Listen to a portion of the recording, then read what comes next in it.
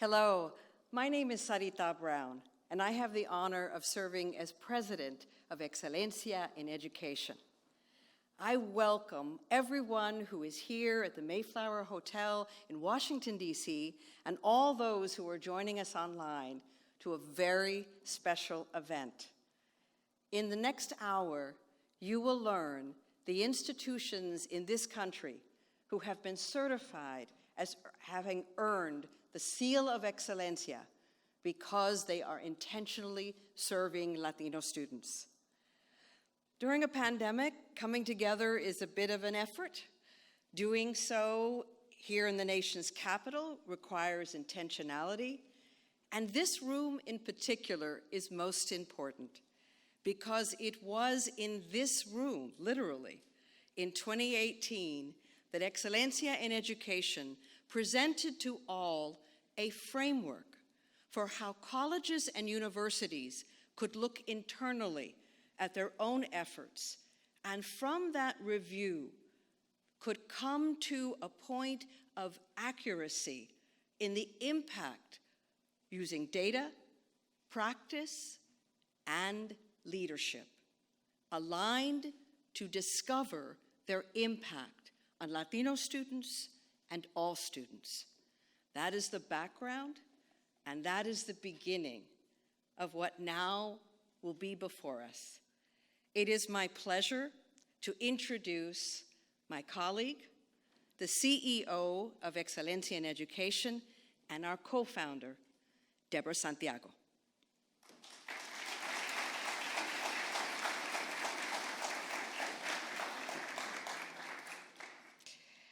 Hello, everyone. Thank you so much for being with us.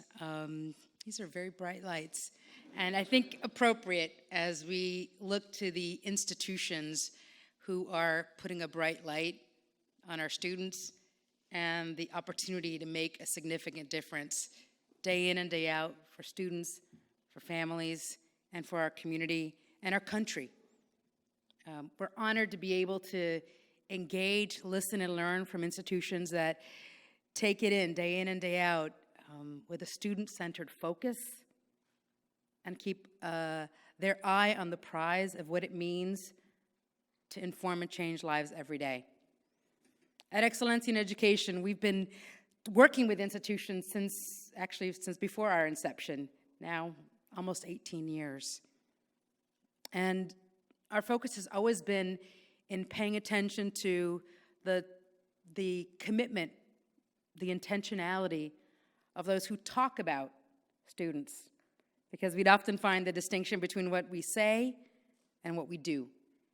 And for us, knowing that we can all say a lot of things, but it's what we do that really defines who we are and the difference we can make. Doesn't mean we're always successful, but it is, I think, from our perspective, this is a value-driven enterprise that's grounded in a pragmatism of what it takes to make sure that we are on the front line of trying to make the difference and add value to a community that so critically is ripe and ready for the opportunities we can put before them. So the idea behind the Seal of Excelencia is one that has germinated for over 20 years.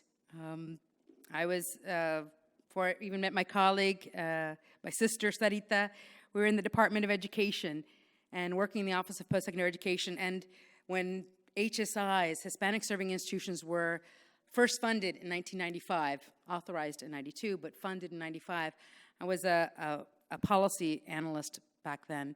And I remember folks scrambling in the department, thinking, like, how do we reach out to these institutions and let them know that there's funding available? Where are they? Who are they? And that started a journey of understanding what is this political construct that is a Hispanic serving institution. And more importantly, how do we bring meaning to it so that it isn't just something that's legislated or something that's defined in a black and white paper kind of way, but that is imbued with the culture, the environment, the context of our community. And thinking about what does it mean to really serve and not just enroll these students. And that's been a journey of listening and learning with institutions for the last 20-odd years. And we'd often hear from institutions talk about the powerful things they were doing as individual institutions. We'd ask, what is an HSI? And they say, well, at our institution, this is what we're doing. Inevitably very good things, often at the programmatic level, serving numbers of students. And we have a portfolio looking at examples of excelencia where we try to bring attention to those really critical, important evidence-based practices that are making a difference for students. At the time, we just didn't know how to think about that institutional transformation and trying to understand what it meant to be an HSI beyond this enrollment definition.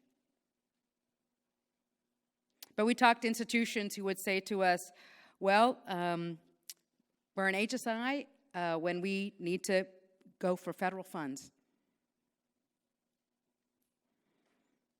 But those resources don't have to do anything different for the students on the basis from which the institutions receive those resources. And we kept thinking, how do we find ways to have a conversation? Full respect for institutions, they must do what they need to in serving their students well and right. But how do we think about this in a broader sense, at the national level, in an aggregated way, to talk about what it means to intentionally serve students? And that goes beyond to saying, well, we hit 25% undergraduate FTE, we're public, private, not-for-profit, we're degree granting, all those great terms in federal legislation that define an HSI. And then thinking about what can we do as an independent, small, nonprofit organization that works with institutions and tries to understand and try to inform and compel action that's more than just programmatic in nature, that finds an opportunity to say institutions are doing more. How do we translate that at the national level when there's still profound ignorance about our community? Or that's profoundly deficit-based in thinking about who and what we are. And in this day and age, when we're still questioning the value proposition of higher education, we don't. We know there's value, but others that are looking to do so, how do we imbue them with the difference-making these institutions are making day in and day out? All of that context helped inform our thinking about what we as a small organization could do. And what Sarita and I have known for a long time is, if it doesn't exist, create it. I know many of those program folks and many of the leaders who are here do that day in and day out. And that takes courage, because it's not easy to either buck the system or do so without the resources, or waiting for resources before you do something. So we created this framework after listening and learning for about 20 years to institutions who would talk about their own efforts, and we kept hearing common threads. Then a point of personal privilege on my part, but we do know that data are critical. Data are the language of decision makers. I sometimes teasingly say, but I think I really mean it, I'm a data nerd in the best way, because I think that means you have to be able to talk to decision makers who don't know what it means to sit in front of a student and to see their hope, their aspiration for a better life, how they believe education can provide that for them, and finding a way to make possible that dream, which isn't always linear, isn't always clear in black and white, and it isn't always with the same traditional construct that might have worked for them, but doesn't work for the students of today. What do you call these post-traditional students, right? Which is actually the majority of students today. So the Seal of Excelencia was one attempt by an organization to say, we have to tell the story of what institutions are doing with a measure of intentionality, because that's the difference making. You can enroll Latinx students because of demography and geography, but are you doing it because of intentionality and impact? Are you going beyond enrollment to make sure that the students who've trusted you by choosing to enroll there are able to reach their goals and aspirations? And what we heard from institutions is that at the end of the day, data are critical, but data are not sufficient, just like enrollment. If you can't enroll them, then you're not serving them. But if you're enrolling them, is that enough? And so the premise, the framework for the Seal of Excelencia is looking at 3 core elements: data, practice, and leadership. This is not for the faint of heart. If you talk to any of the institutions that have earned the seal, and we were just talking earlier, they truly have earned it. This is not something that's given. It's a sign of their values and their commitment, but also speaks to the intentionality they have in a framework that maybe is not perfect, but that can speak to at a national level in a way that helps those of us who don't do the work day out to better understand it. So what's involved? We asked for 5 years of data in 6 areas. We asked for 3 evidence-based practices in each of those 6 areas, and that is, are you enrolling, retaining, transferring, supporting financially, modeling with faculty and staff, and graduating our students?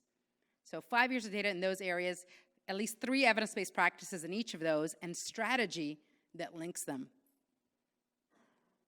See, that's not for the faint of heart. And seeing that they're all aligned to show that intentionality of effort. What we're doing today is presenting to you 10 institutions who in 2021 can show their intentionality, that they are committed to becoming institutions where Latino students thrive. In many ways, they are.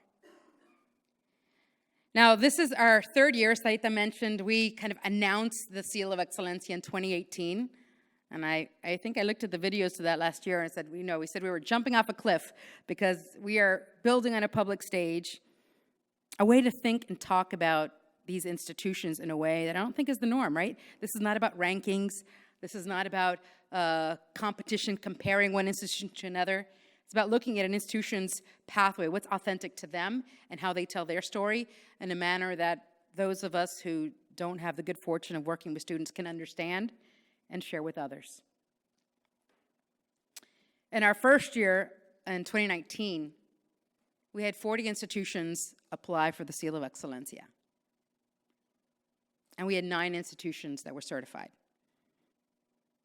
Again, not for the faint of heart, but shows the level of engagement, commitment by those that are truly committed to making sure they are serving their students and serving them well, and want to stand out at the national stage for something other than those traditional measures and traditional ways of thinking about institutions that I think in many ways is outmoded, but still too often the coin of the realm. So that was 2019, and they were really troopers because in 2019, there was a very compact time frame with which to tell a very large and powerful story of institutional effort.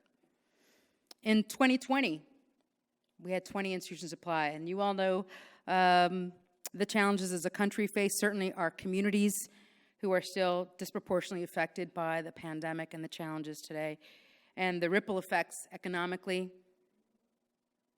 and that preceded the pandemic. It's not like that was just the entering point and things were well before then. But seeing the systemic and structural inequities found ways to still tell the story of their intentionality of effort. And in 2020, we had 5 institutions that were certified with the Seal of Excelencia. Each point along the way, listening, learning, trying to understand, how do we talk about this at a national level that really shows how these institutions stand out and why it matters for the institutions and the students that we fundamentally care so much about. And that fundamentally, this is not, serving Hispanic students at the exclusion of or to the detriment of other students. This is about institutional effort and transformation that we think starting with Latinos provides the opportunity to look and think about things differently. And maybe issues that seem intractable, we can think about them in other ways. And does that not create the opportunity to reimagine the ways that we can provide a quality education for our students?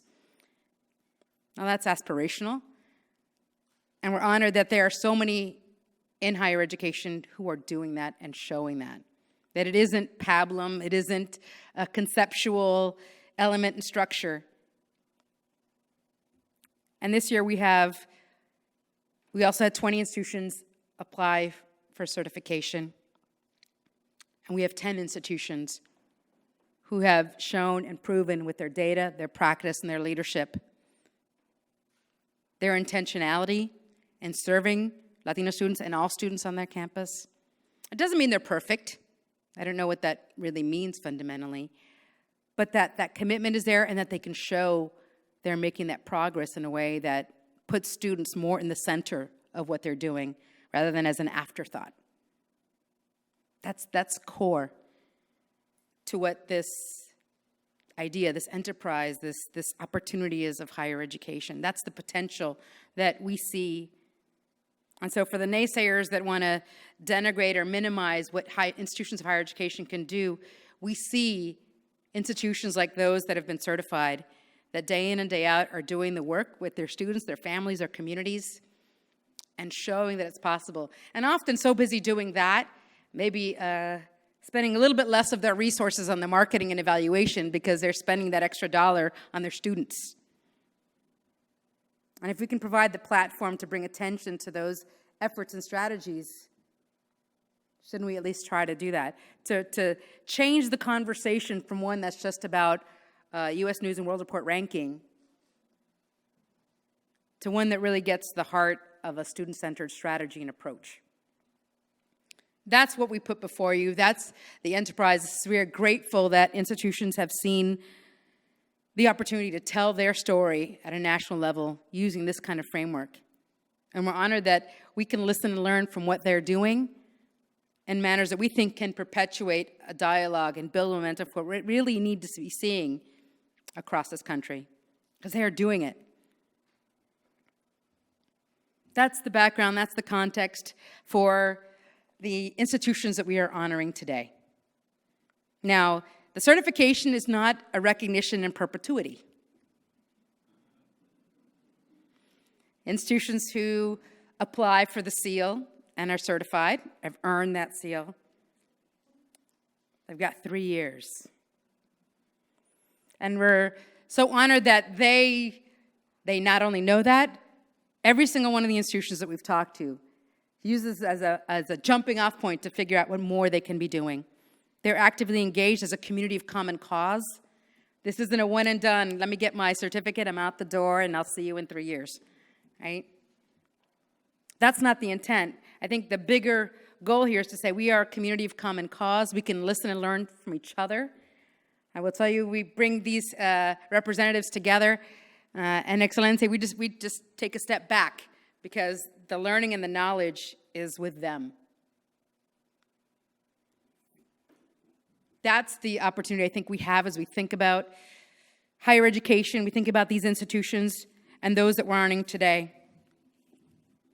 It's not in perpetuity, just like the opportunities we have before our students and the opportunity we have to fundamentally take the next step in higher education and be the kind of change that we know is possible and to fulfill the kind of hope and commitment that students give every day when they go to our campuses and go to those classes. Okay, so that's the background. The more important part is now recognizing the institutions who have done the hard work and who can tell a powerful story of what it takes. There's a lot of innovation at these institutions. There's a lot of courage in putting it out there, even in these times where I think there's still folks uncomfortable in talking about their efforts with the race and ethnic lens. And yet, that's so authentic to the identity of students. And as we look as student-centered strategies, finding ways to tell that story and engaging are critical. So with that, I'd like to get us started and ask Sarita to come back to the mic to make sure that she is able to, and I was just taking her notes away, so I better make sure not to do that, to get us started in recognizing our institutions. Thank you.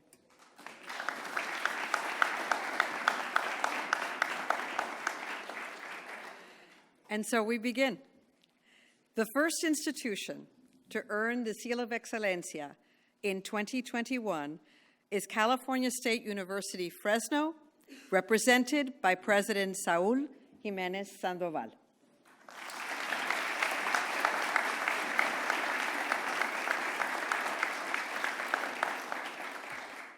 Well, thank you so much. I am honored to accept this Seal of Excelencia on behalf of Fresno State. I first want to thank Sarita Brown and Deborah Santiago and all the Excelencia education team for this honor. For more than 110 years, Fresno State has represented economic innovation in a region that has been at the foreground of agricultural production.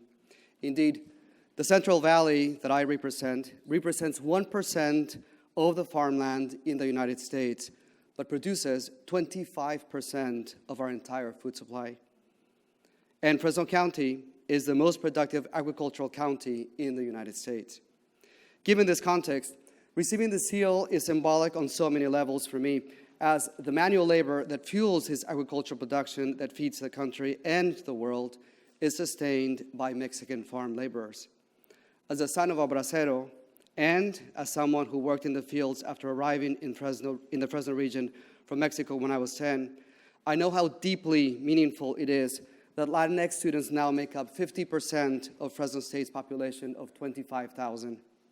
On a professional level, I know the potential of my talented Fresno State students because I taught them for almost 15 years. I would see them come into my classroom. They were shy, they were anxious, and they were feeling small. I remember that early in my career, one of my students named Julia told me, "The buildings are so tall, and I feel so small here." Intentionally, I taught them about the centuries of thought, culture, history, and art that the Hispanic world produced amongst the finest poetic traditions, most vibrant artistic expressions, the most engaging novels that dealt with family, love, history. And soon, their eyes would light up with a special spark, and I could see a change of expression and a different attitude. For my talented Fresno State students, the acquisition of knowledge is a journey of self-discovery in the world and with themselves. With their education, this is what they say: "I belong to the fertile soil of California, and my family, with its hard work, contributes to its effervescent energy, and I will be an essential catalyst to its economic vitality." A Fresno State degree, indeed, is an awakening of the self in relationship to family, community, and history. This is why increasing graduation rates, closing equity gaps, and closing Pell Grant gaps are now at the central focus of my presidency. Through my own insights and research, I've identified 3 basic courses that have served as gatekeepers to generations of students. They have kept our students out: calculus, chemistry, and writing. This stride of courses discourages our students at disproportionate levels. For over 2 decades, we have had high failing rates in these courses, and some professors even have gone far enough to wear a badge of honor because they are tough and they are rigorous. That's the wrong attitude. How do we redesign our curriculum to better meet the needs of our students? What do we do about faculty who have high failing rates? What resources can we allocate to enhance advising and tutoring? I'll give you an example of one class, because I know my time is limited. We have reconceptualized writing at Fresno State. Writing is not an assignment, it's not a chore, it's not a task, it's not a homework.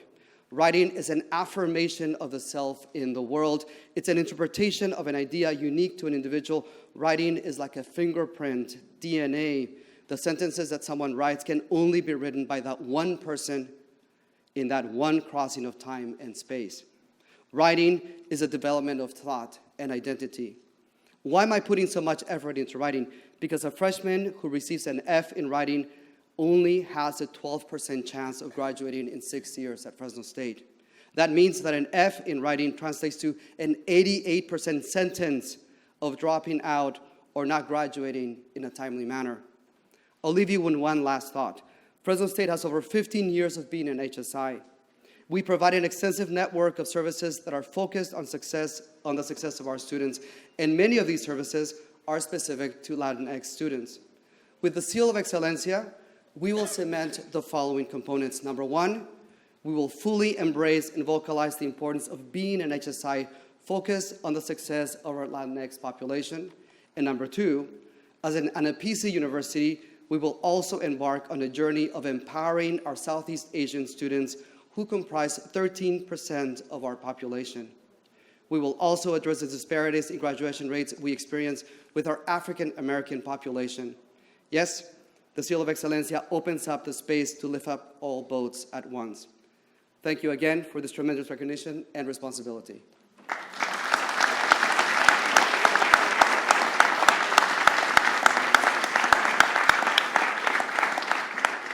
Thank you, President Jimenez Sandoval. The second institution in 2021 earning the Seal of Excelencia is MiamiDade College. Representing Miami-Dade, President Pumariega.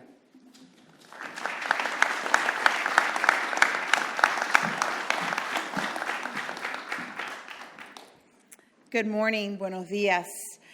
First of all, thank you to the team at the Seal for Excelencia, to Deborah and to Sarita for 18 years ago, being trailblazers yourselves and providing a platform to elevate our work in serving Hispanic students. To my colleagues who are winners today, thank you for your hard work and your contributions to what we do every day to change lives. But I stand here to accept this on behalf of our faculty and our staff and our students back home watching. It's them that work hard every day. It's their labor of love in serving our students. It's their commitment to retell the real story. We know that the story of student success, so we think, is in the classroom, and simply in the classroom, and through academic achievement. But we know better. We know that the untold story is their sense of not belonging when they arrive onto one of our college campuses. The insecurity of not knowing if they can get to the finish line, not feeling that they're enough, that they're smart enough, that they're good enough to be there. That's the untold story. To our heroes back home, our faculty and our staff, our advisors, our leadership teams, that every day work to untell that story to our students, to tell them that they belong, that we will lift them, and that we will help them get to the finish line. That is what a data-driven institution does. That's how you implement good practice, and it's how you lead with heart and compassion. And that is what the Seal of Excelencia recognition is today. For every one of us in this room, for everyone back home serving our 120,000 students at Miami-Dade College, of which 74% are Hispanics. We know that there is still much work to do. We wish this could be this moment that you receive this and someone says the work is done. But we know the work is just beginning. Our work, it's not about how many. We're graduating. For us, we could rest our laurels on we graduate the most Hispanics in the country with associate degrees. What I wake up, and I know that everyone and our team, our provost here with us today, Dr. Malou Harrison, our vice provost, Dr. Jaime Anzalota, what keeps them up at night, it's not the students we graduate. It's the students who never walk through our doors or walk through our doors and leave before they earn that credential that we know can be life-changing to their families. And when we look at educational attainment rates in the United States, while we're the fastest growing, while we contribute and earn $1 trillion and $250 billion in taxes, we are not closing those educational attainment rates that give us a path to prosperity. So in closing, I want to say thank you. I'm honored and privileged to lead Miami-Dade College, and it's only in America that a young girl from Hialeah, whose parents migrated from Cuba, started her career as a student athlete at Miami-Dade College, can come back and preside as the president of Miami-Dade College. Gracias and thank you.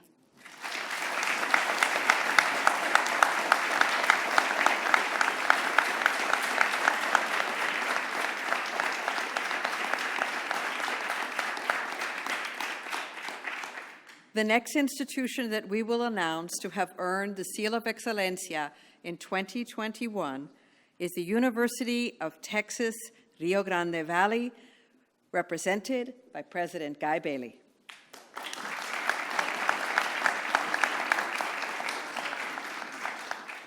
Thank you so much. First of all, I want to thank Excelencia in Education for all you do.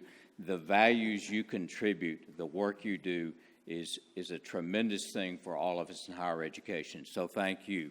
I also want to tell you what an honor it is for us to accept this seal, and we worked very hard for this seal. Thank you for making us earn it.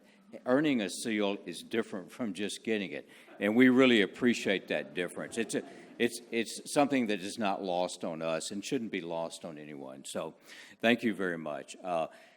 We are committed, along with you, to ensuring that our students, 90% of whom identify as Hispanic or Latino, that's almost all of them, right, graduate or able to graduate and serve their communities, go into their communities and make a difference.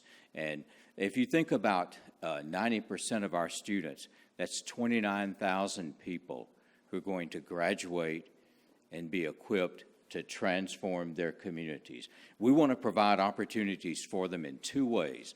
First of all, we want to make sure that finances are never a barrier. We've worked very hard to ensure that all of our students can get through without financial hardship and without debt. It's very important to us and very important to our community that there be no debt when they graduate. So we recently announced a $100,000 tuition guarantee. And what this means is if you're a Texas resident and you're a full-time student, you meet certain other criteria, family income is $100,000 or less, you pay no tuition, no mandatory fees. Now, my team here, and I have a wonderful team, we're going to announce $125,000 here pretty soon. We're going to make sure that our students graduate without financial barriers. And when they graduate, we want them to have the best professional opportunities out there. You can be a physician assistant. You can be a doctor. Beginning next fall, you can get a doctorate in podiatric medicine. We'll be the only school in Texas with an MD and a doctorate of podiatric medicine. Our students will have great opportunities. They'll be able to graduate without debt, and they'll be able to transform our communities. I want to thank you for all your help in helping us do this. It means so much to us. It means so much to our communities. Thank you very much.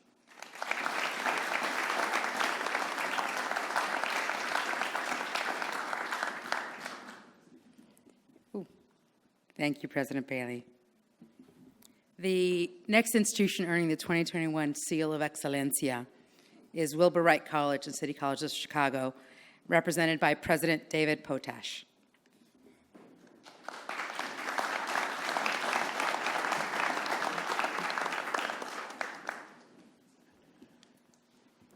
Greetings. Personally, and on behalf of the larger Wright community, I am honored to accept this seal. And by the larger Wright College community, it's our amazing faculty, it's our dedicated students, it's our just over-the-top committed staff. It's also our system. We're one of 7 community colleges in the city of Chicago system, led ably by Chancellor Segato, and we talk to each other, and we're all committed to putting students first and seeing our students succeed. My message this morning really has 2 parts. One, it's one of tremendous gratitude, and the other is an ask, and that's in particular for those who are seeing this who are not part of the Excelencia family. But first, let me start with the gratitude. Wright has long been a Hispanic serving institution. We have one of the largest enrollments of Hispanic students in the state of Illinois. We are deeply committed to serving those students, and over the years, we have followed many of the best practices throughout higher education. We have an equity plan. We have deep commitment to using data in a variety of ways, disaggregating student performance on the basis of race at the course level. Deborah has provided all manner of data support for us, and we regularly work and inform best practices by data. We do professional development. We have invited students into our decision-making processes on a consistent basis. If you want to put students first, and you want to really understand what it means to be a Hispanic student in an open access community college, ask them. Establish that confianza, establish that trust, and they will tell you. And we have learned from all of this. We have a strategic plan. We have all manner of plans. And we worked really just extraordinarily diligently to see our students succeed. But it did not come together in an intentional, meaningful way until Excelencia provided us the structure for the seal. And so my first gratitude is to Deborah and Sarita and the entire Excelencia team. You gave us the recipe. You gave us the tools and the structure to bring the college together, to be successful in a different kind of way, and to give that work an extra, just added direction. And just, I cannot thank you all enough for your consistent help and leadership. My second thanks is really to the entire Wright College community. I cannot speak highly enough of the commitment, the values, the care, just the tremendous stories. We go on forever about the way in which our students are served. They belong in our college. They are as smart, as talented. They deserve so much more. And the SEAL and working together has provided that opportunity. And my ask, it's for all of my colleagues in higher education who have not attempted to take the hard work of the SEAL and apply it to their own institutions. It's difficult, it's hard, but basically every good thing we do in higher education is difficult and hard. It also speaks to something I've long learned. Nothing in higher education of lasting value happens alone. And the SEAL will bring your institution together. It brings us together at this wonderful moment, and that makes us all stronger. So with that message, please consider doing the SEAL, applying and attending. And I am just so very, very grateful. Thank you.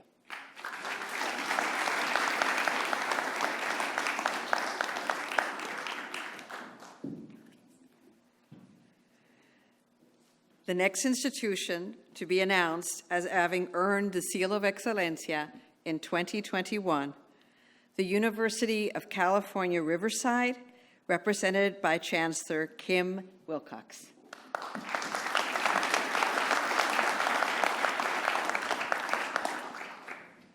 People who know me know that I generally don't like to be one of the first speakers at an event. And that's not just because of the recency effect, but also because I like to listen to others, things to think about, and be inspired. And that certainly is the case here this morning. Inspirational colleagues, one and all. People ask me all the time, Kim, how is it that UC Riverside has had the success that you have had with Latin students in an environment that is one of the most research-intensive and demanding in the country? First of all, I tell them those aren't opposing forces, those are comparable, complementary forces. But I also have boiled it down to 3 points: culture, people, and programs, and importantly, in that order. We are blessed at Riverside to have a culture that embraces Latin student success. It's part of what we believe is our job, every single one of us. And that culture leads to people wanting to be part of it. Every day at our campus, new faculty members, administrators, staff members come to UC Riverside. Yes, we're a great university, but they come in large part because of that culture. When you have a culture that's attracting those kinds of people, then programs become easy. They can make an important difference, and an important difference in the areas that you need the impact. So for us, those components are crucial. Also at Riverside, we are deliberate not just about the things you've heard this morning in terms of student success. We're also deliberate about our intent to change the national conversation about higher education, about who can and should succeed in universities, how they get there and how they proceed through it. And I want to thank Excelencia in Education for helping further that deliberate conversation. Just as with a university, you have to have a culture that believes it and endorses and pursues it. I believe the nation needs that culture. And here we have a collection of institutions that are part of changing that national dialogue. So thank you so much, and thank you, Excelencia in Education.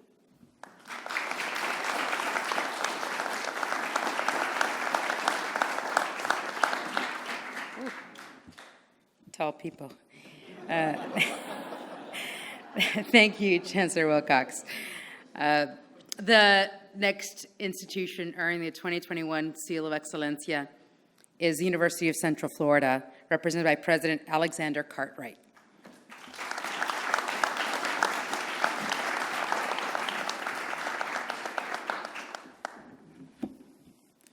It is certainly my honor to be here today to represent UCF and to thank you for affirming all the efforts at UCF with the Seal of Excelencia.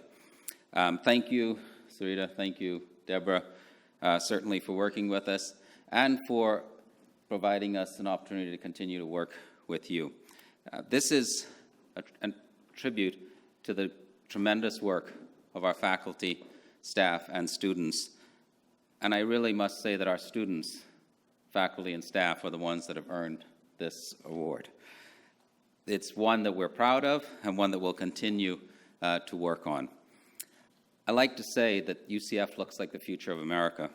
We're a large, growing, engaged, and dynamic institution that has a significant population of Hispanic and Latino students. It's a reflection of the demographics of Central Florida region. And we're committed to serving that Latinx student population in an intentional way.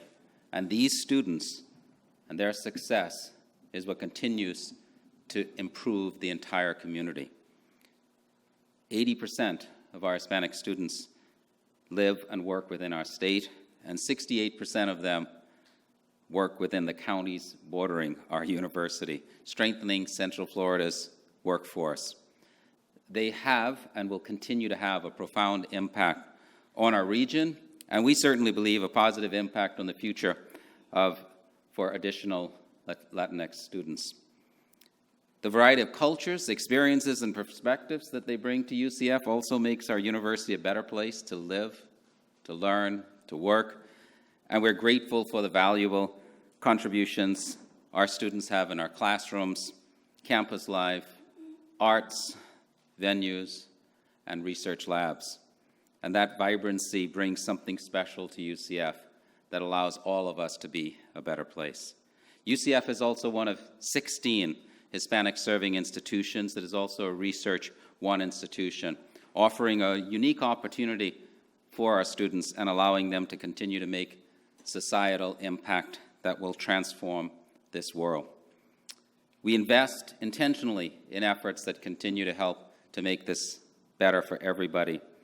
And I, again, want to thank all of our faculty, our staff, our students, the ones that are committed to making sure that we do everything we should to make society a better place and to continue to champion higher education and everything that it stands for the greater good of everybody in this world. Again, we're proud of the work we've done to date. We're proud to be part of this group. We look forward to working with our colleagues to make even a greater impact on society. And we thank you for being part of that. And with that, muchas gracias. And as we always say at UCF, vamos Knights.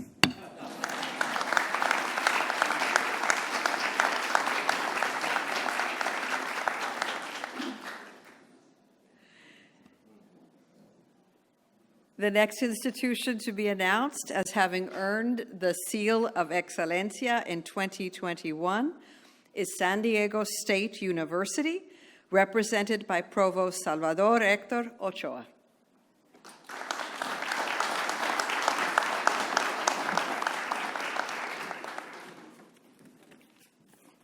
It is an honor today to receive this award on behalf of the entire academic community at San Diego State University, and we'd like to acknowledge Excelencia for all the wonderful work you do in transforming the lives of Hispanic students in higher education.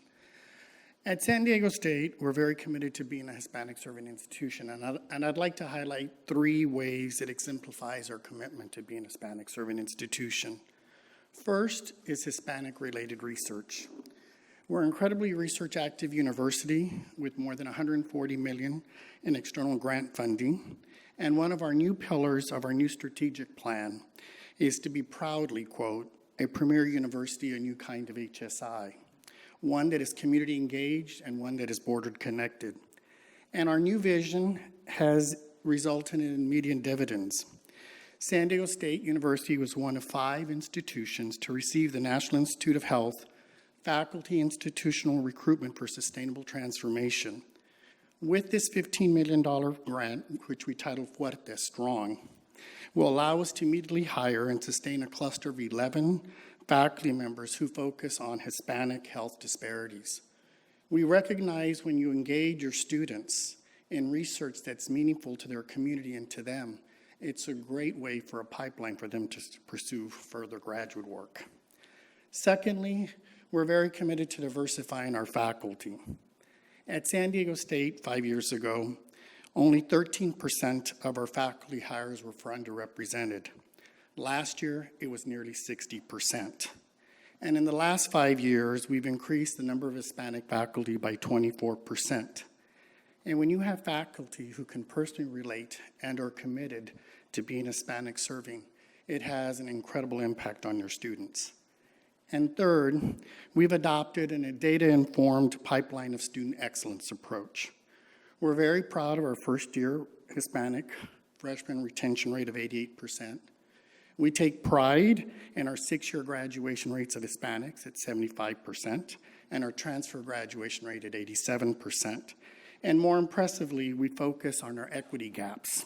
SDSU has an equity gap of just 2.3 points between underrepresented minorities, URM, versus non-URM. And we're on track to make that 0 by 2025. What does this all mean? We recognize and we're proud that San Diego State is one of the most desirable institutions in the nation, given that we rank nationally year after year in the top 10 for the number of admissions applications received each fall. We embrace being a model public university, we embrace being Hispanic serving, and we embrace the honor of Seal of Excelencia received today and our collective and continuous commitment to fulfill our promise and our commitment to our Hispanic students and our Hispanic community. Mil gracias.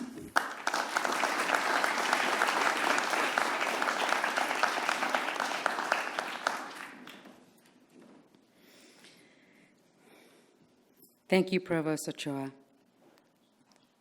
The next institution earning the 2021 Seal of Excelencia is Texas A&M University San Antonio, represented by President Cynthia Teniente Matson.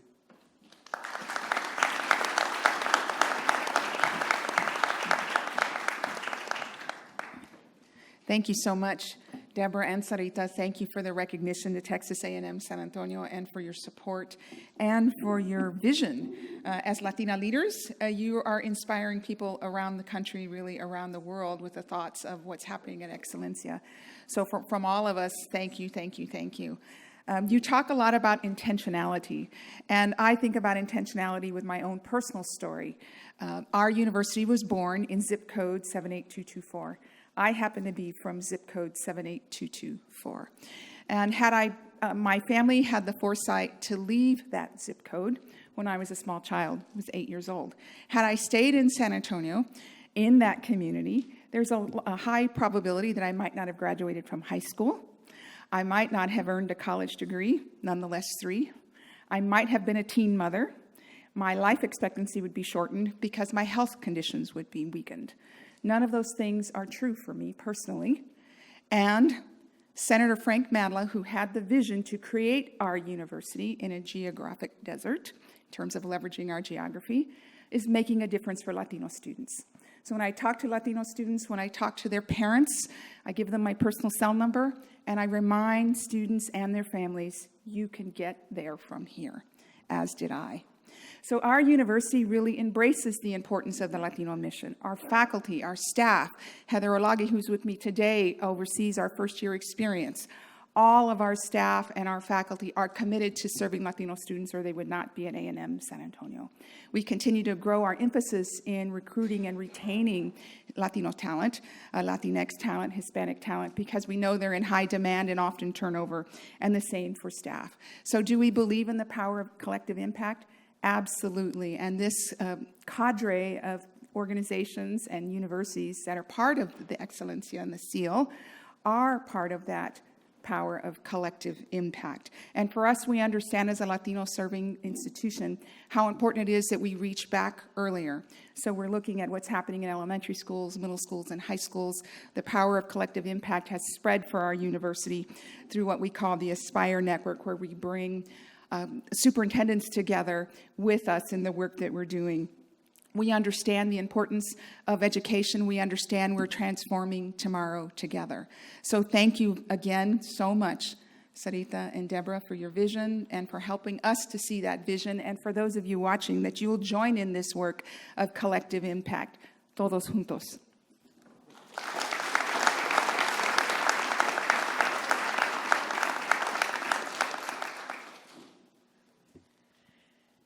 The next institution to be announced as having earned the Seal of Excelencia in 2021 is the University of California, Merced, represented by President Juan Sanchez Munoz.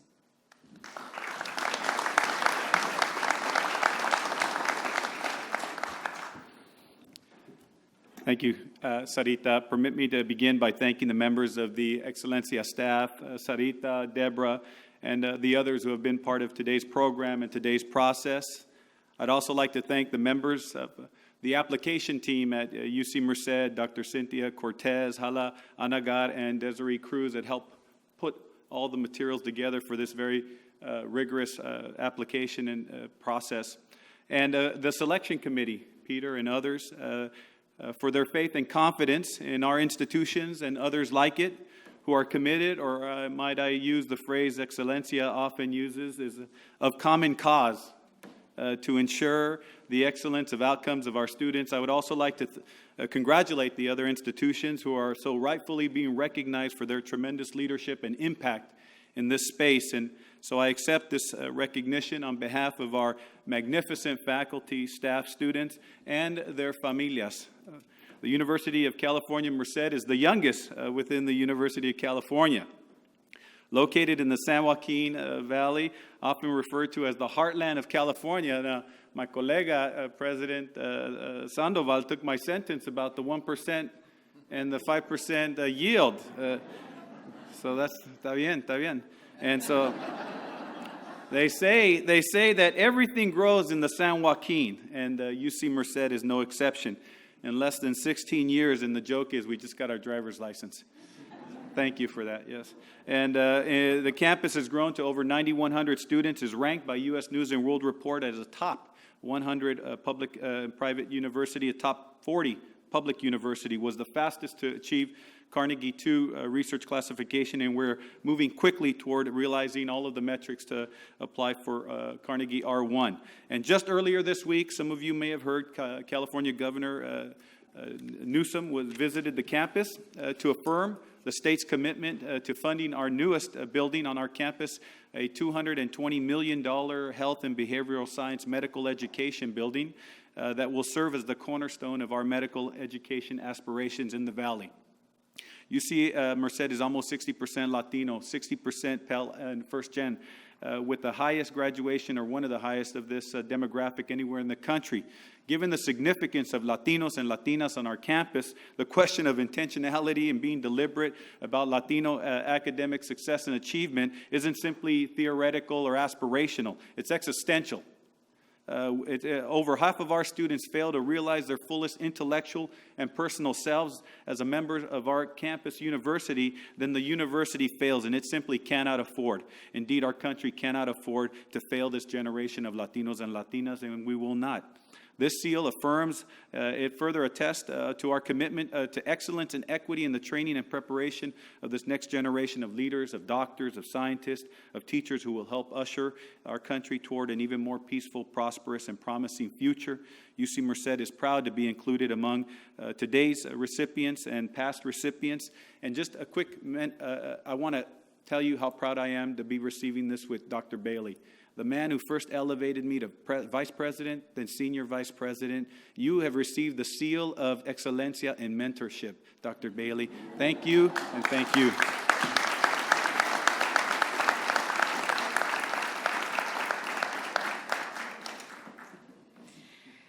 Oh, okay. Thank you, President Munoz. The 10th and final institution for 2021 earning the Seal of Excelencia is California State University Fullerton, represented by President Famrose Verhey.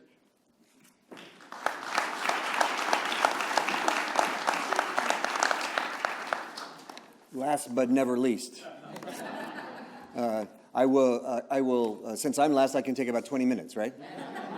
I will be brief, but I will not overlook how grateful we are for this honor and how much I applaud our Titan family for our faculty, our staff, our students, our alumni, and our donors, our investors who work so hard to make this investment possible and make the impossible possible.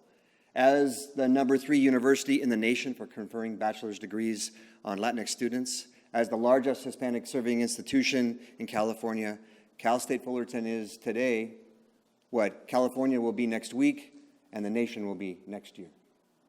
It's our mission to live up to that responsibility. It's our intention to live up to that responsibility. To not merely enroll Latinx students and expect them to adapt to our institution, but to meet them where they are, to welcome them, and to continuously evolve ourselves so that we can better serve them and the incredible strengths they bring to our institution.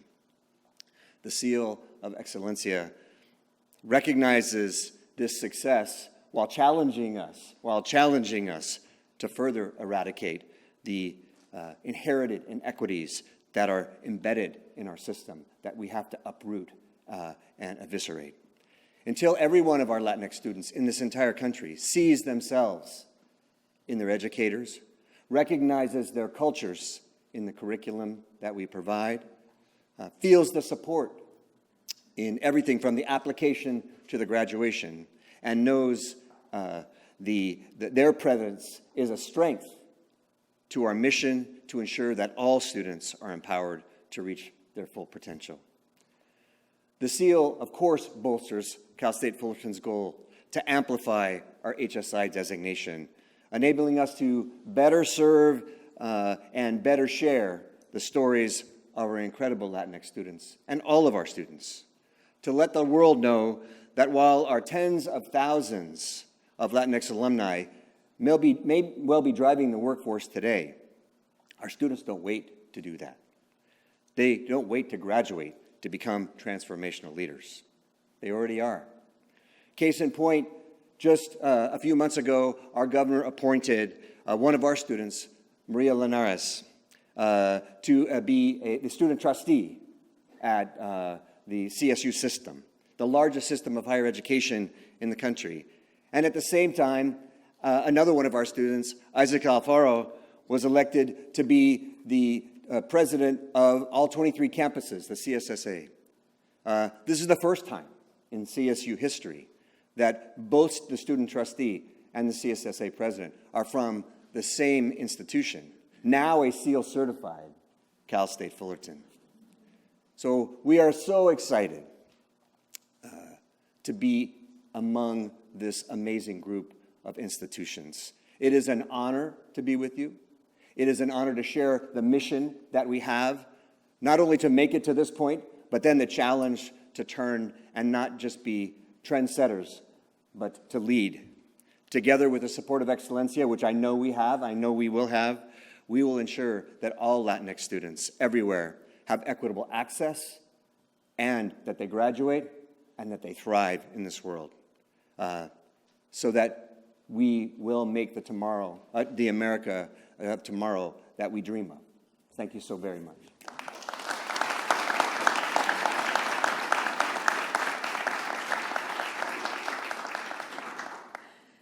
Join me in giving our 10 Seal of Excelencia 2021 institutions a round of applause.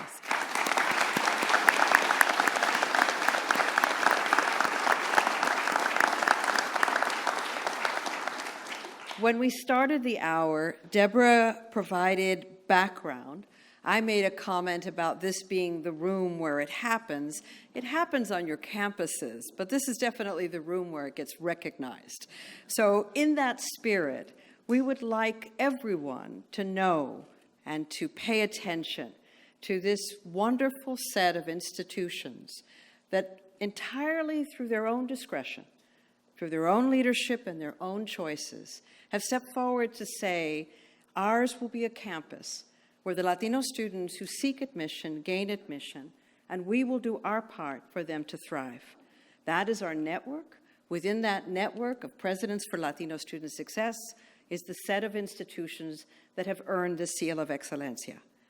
So please think with me as I call and ask the representative of the 2019 institutions to stand. Arizona State University. Stand and remain standing. Austin, hold your applause, Austin Community College. Keep standing. California State University, Channel Island. El Paso Community College. Florida International University. Grand Valley State University. South Texas College. University of Arizona. University of Texas at El Paso. These are the first. This was the first cohort of institutions to earn the seal. They were followed in 2020, as Deborah said, in the middle of the pandemic by California State University, Sacramento, Long Beach City College, University of Illinois, Chicago, University of Texas at Austin, University of Texas at San Antonio. And you have met the 10 who were certified this year. Please stand.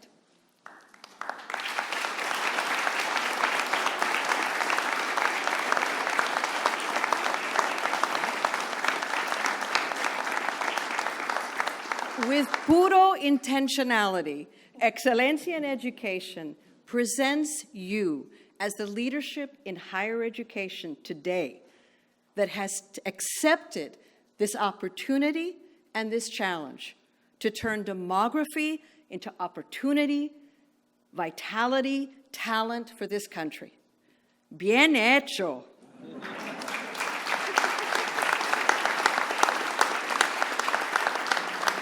You may be seated. All of this is what we do, you do, because of your focus on students, the education that they receive, the preparation that they will take with them as they move into their lives. For an organization like Excelencia in Education, we can look at the data. We can take a national perspective because we have that opportunity. And we can come up with strategies and ideas. But that's what they stay. Strategies and ideas. They don't turn into action until you have people who see in what you offer something that resonates, something that aligns with what they want to accomplish, and they invest.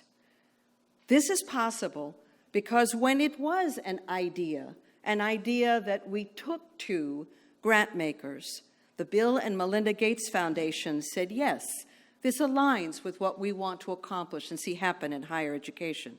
It aligned with the Gilbert and Jackie Cisneros Foundation, and they invested. It aligned with the Kresge Foundation, and it aligned with the ECMC Foundation and others. The ECMC Foundation and the Kresge Foundation have, in addition to their investment of resources, invested some of their most precious resources, which is their personal time and energies, in the leadership of these foundations.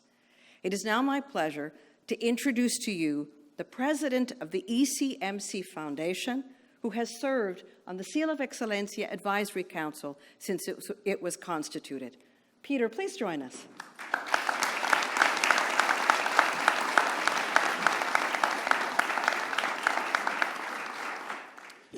Sarita and Deborah, thank you so much for the opportunity to be here, and good afternoon, everybody. It's an honor to join you in celebrating this year's recipients of the Seal of Excelencia. And I can't help but also recognize my wonderful friends in California from the University of California, Riverside and UC Merced, and especially my friends at the California State University, several of whom are here. Great institutions. I was a CSU trustee for 6+ years, rotating off the board just this past June, and I'm so thrilled that your impact on student success is being recognized today. You know, I retired as Chief Financial Officer for the University of California in 2014. Shortly thereafter, I interviewed with the ECMC Group Board of Directors, who was interested in establishing a foundation focused on higher education. And I said at the time, I said, look, if I'm going to take another full-time job and put off my long-held ambition to learn how to hit a golf ball straight and lose less than 4 balls around, I was really at a point in my life and my career where I really had no interest in making grants to organizations that were big on good intentions and glittering generalities and box checking around student success. I was interested in being part of an effort to help contribute to driving change in higher education systems with a focus on improving student success on the ground. So fast forward to 2018, in a conversation I had with my board when we agreed to become a major funder of the Seal of Excelencia. And when they asked, as boards are apt to do, why this particular program, why this particular organization, I said being an HSI was fine, but it just wasn't enough. That designation in and of itself was no guarantee of improving student outcomes. And I was, frankly, a little tired of the constant litany of good intentions and glittering generalities and box checking around student success. Our foundation needed to be associated with a process, a program that could highlight great leadership in driving impact practices that help students get across the finish line and succeed.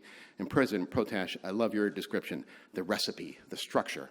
That's what we were really attracted to. And we realize it's no easy task, and good intentions are important, don't get me wrong, but these institutions today have demonstrated and implemented impact practices that drive positive results with students, enabling them to get across that finish line. SEAL institutions have a track record that can be replicated and scaled to other colleges and universities, serving as an example of what, in fact, can be done.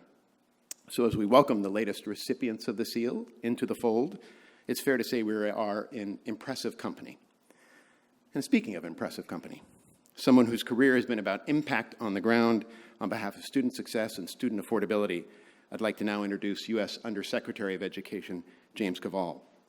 Undersecretary Cavall is a familiar name in higher education, given his roles with the Clinton administration on the Hill, service in the Obama administration, and most recently, as president of the Institute for College Access and Success, TICAS, the nationally recognized research and advocacy organization. He was recently confirmed to his role as undersecretary last month, and dare I say, maybe the second most important job you've had in the last year or so, the most important, of course, being that he's a relatively new father. And James, I can tell you as a new grandfather, you're in for a lot of fun and great rewarding experiences, at least in one of those two roles. The other we're anxious to hear from you about. So, ladies and gentlemen, join me in welcoming Undersecretary James Cavall.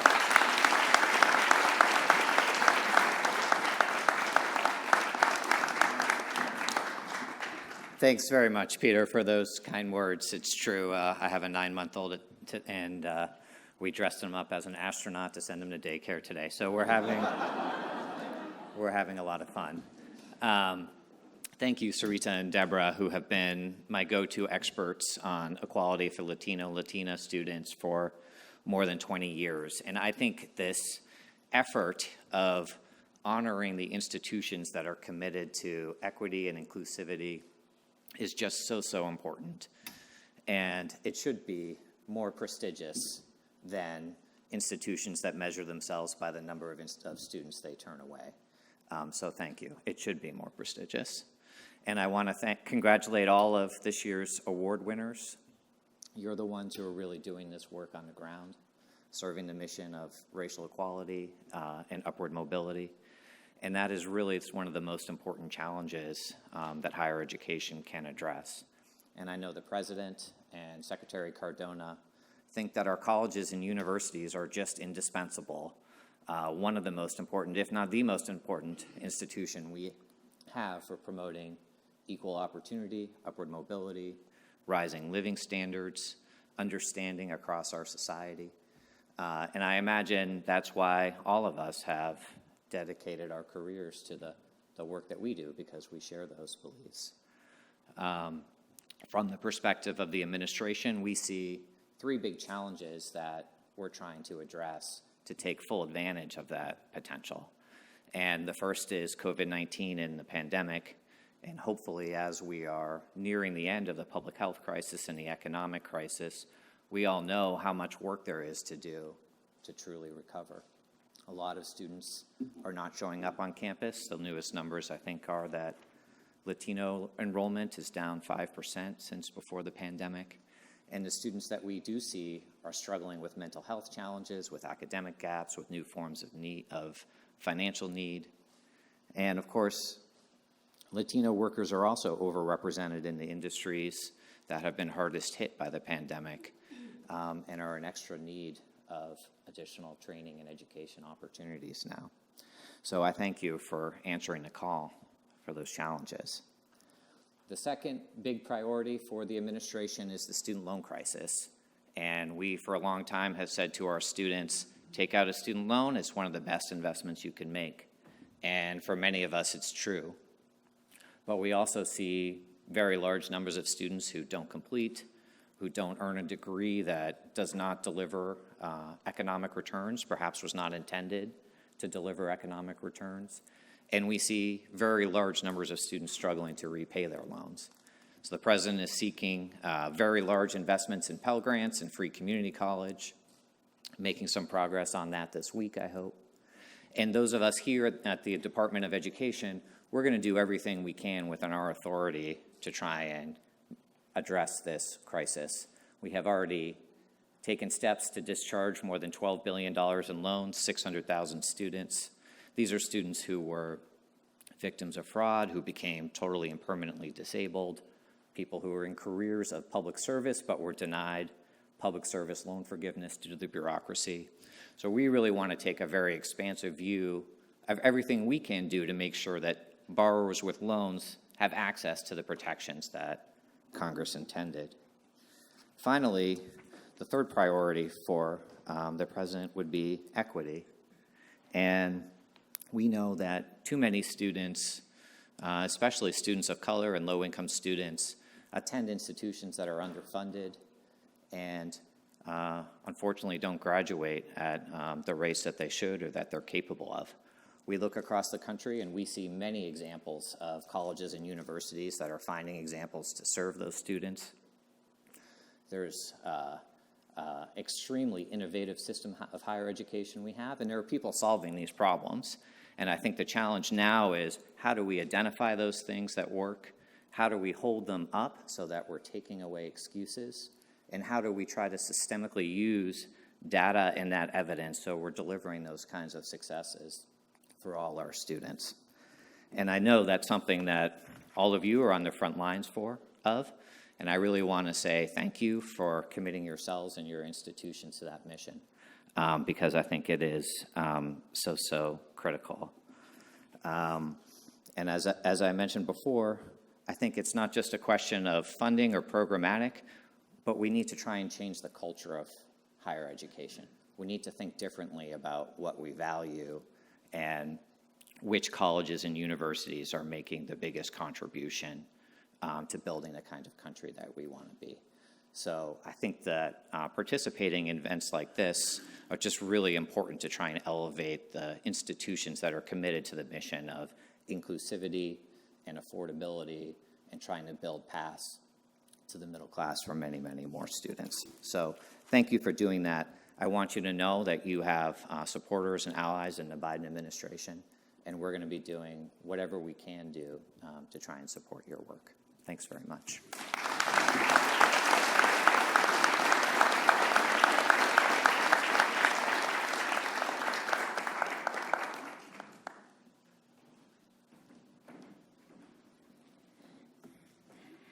There are a lot of tall people. Maybe it's me. Thank you. Thank you to this community of Common Cause for your commitment to accelerating Latino student success. It's important, and I think the showing it and what you do and why you do it and for whom we do it is important. I think every single person talked about faculty, staff, and students. At the end of the day, we're in Washington, D.C. It'd be great to have the stage full of students. That's the reason that everyone is here. That is what I think guides us in our thinking as an organization that doesn't have the honor of being able to work directly with students. We work on behalf of, we know we have to create this space. We have to make sure that we beg the question, that we make sure we're doing so with the Latino lens, not to exclude any other student, but to get people to think about who the students are, their strengths and opportunities in a robust way. As many of you have said, to challenge ourselves to think differently and be more student-centered to make sure the efforts take place. And what you've heard from these institutions, these leaders, is important. And then it's going back to see, what do we all do when we go back to our respective spaces, so that we don't perpetuate the pablum of talking about student success and not living that, not doing it in a manner that makes a difference. That's the aspiration and opportunity of this community of common cause. I want to also make sure that we focus on this kind of leadership and what it takes to really be those that define what it means to serve. And that it means putting students first in the things that we do. You've heard now from these 10, they're part of 24 institutions. They're also part of a network, what we call the President's for Latino Student Success Network. At Excelencia, we created this network in part because Sarita and I would go to events and conferences, and we'd hear presentations. People say, "I'm an Excelencia institution." We go, "What's that?" Just an honor that folks would think that way, but it was understanding the use of data, and as we try to tell an asset-based story of our students and the potential. I think that's what we chose to see out of it, and we said, well, you know what? If there's that kind of a community out there, what we can do is, can we bring us together to see what we have in common, how we can leverage and engage in a powerful way. We don't market that, but we work with those. We have 135 presidents that have committed to being institutions, leading institutions where our students thrive. They represent a little bit over 170 institutions. This small group enroll and graduate over 30% of all Latinos in the country. Less than 200 institutions do that.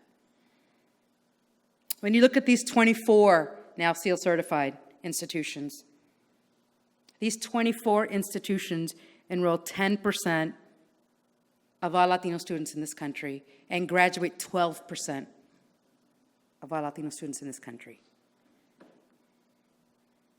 We have lots of data. I share that because we look at outcomes, we look at completion rates, we look at financial aid participation. Those measures, those metrics are important as we talk from a public policy perspective. When we talk about scale, we talk about things that we understand from a numeric. But what I think we heard today is that commitment from the leaders themselves. That goes beyond the numbers, although I love the numbers, but it goes beyond the numbers to talk about who the people are and those that are committed to getting it right and to serve our students. I was talking about faculty and staff. They're the ones who touch students the most, not even our fine presidents here. The investment support in them is critical, and that we pay attention to what that means, because they're the ones who are working directly with students. So, two final points that I think I want to raise here, because this work isn't done alone. So appreciate many of you have recognized Sarita and myself for this effort. We are part of a team that are all committed to this work as we listen and learn to all of you and what happens. So I want to quickly mention our team that most of you and your colleagues know, because this has been a process and a journey that will continue. And the work over these last 3 years has been guided and informed by and improved by our team. Those of you here virtually cannot see, but our team is over this side here. And they include Ira Perez, Noé Ortiz, Joanna Sanchez, Adriana Rodriguez, Gabe Bermea, Lisa Garza, Emily Lavandera, Russell Noor. They're part of the team that day in and day out, we wrestle with listening and learning. And as we said to our SEAL certified institutions, we read once, twice, 3 times.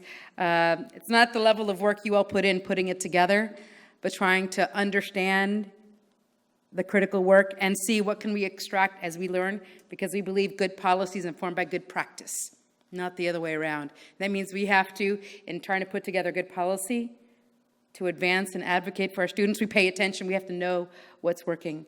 So thank you all for continually showing and educating us about what's working and the potential for our students. And thank you for the work you do and continuing to put students first. And we all find ways and opportunities to do more of that so that students are seen, that they feel engaged, that they're committed, and can reach the potential they have for themselves and for our communities, families, and country. Thank you all very much for being with us. Take care.